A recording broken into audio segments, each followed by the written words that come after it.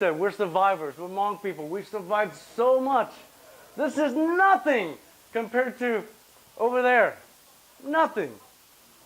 Over there, I remember having to wait in line every month for dried fish and rice when the UN would drop off on helicopters. I remember that.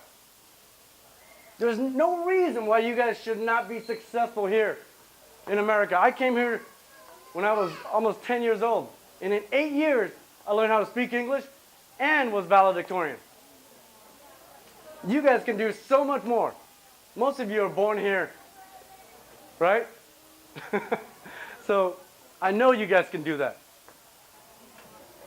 So don't give up. I've seen my parents when they came here, they didn't have anything. Right now, if I have 5 cents, I had more than my parents when they came here.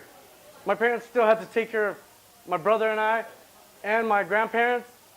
And if they didn't find a job, they did everything. They did lawnmower, dishwasher, carpenter, fiberglass pusher, fire stomper. They did everything for 10 years. They saved $100 the first year.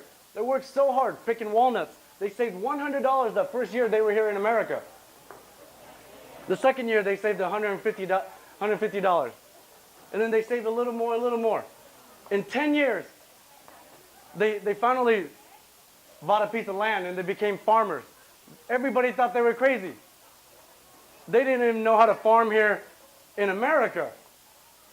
But they decided, and they were not going to quit. Everybody thought they were crazy. I thought so, my grandma and grandpa, my brother, but they did it. For 5 years, they didn't make any money.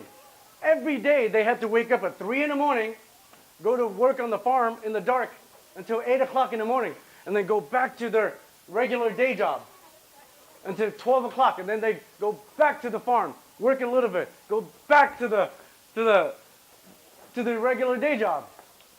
And then at 4 or 5 o'clock, they would go back to the farm and weed in the dark with their helmet flashlights on. They worked so hard. 5 years later, they finally made money. 10 years later, they're able to quit their day job.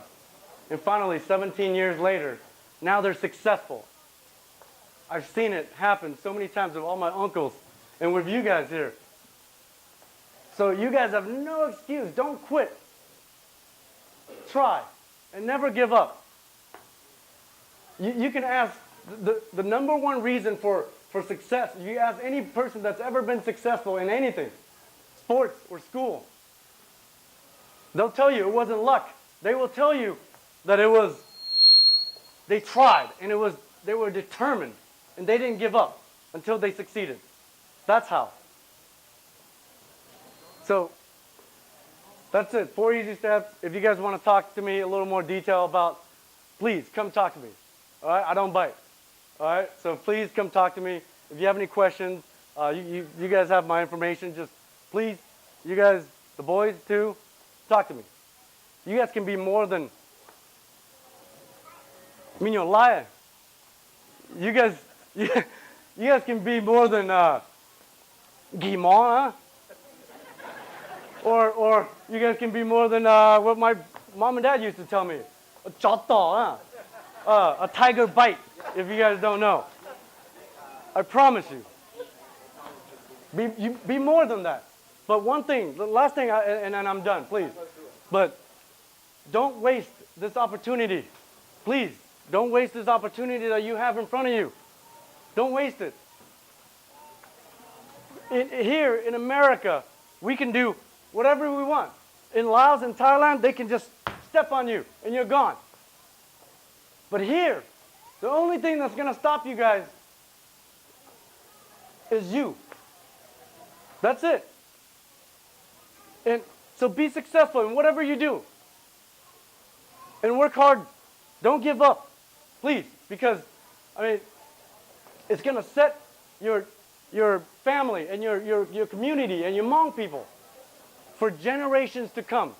We can be like these guys. And we can be like my Korean friends. They help each other. And then they succeed generation upon generation. That's what we can do. That's what you guys can do. It's going to set you guys and your family and your Hmong people for generations to come. So don't waste this opportunity, please, okay? And if you're not going to do it for yourself, do it for your family. They're so proud of you guys, giving out certificates and congratulating you. They see that. And if you're not going to do it for your family, please do it for the Hmong people. We've been through so much more, and we deserve to be successful here in America. And if you're not going to do it for anybody, then please do it for my cousin, Kang Yang, who never had the opportunity that you guys have right now in front of you. So that's it. Remember Kang Yang, and don't waste opportunity. Thank you so much.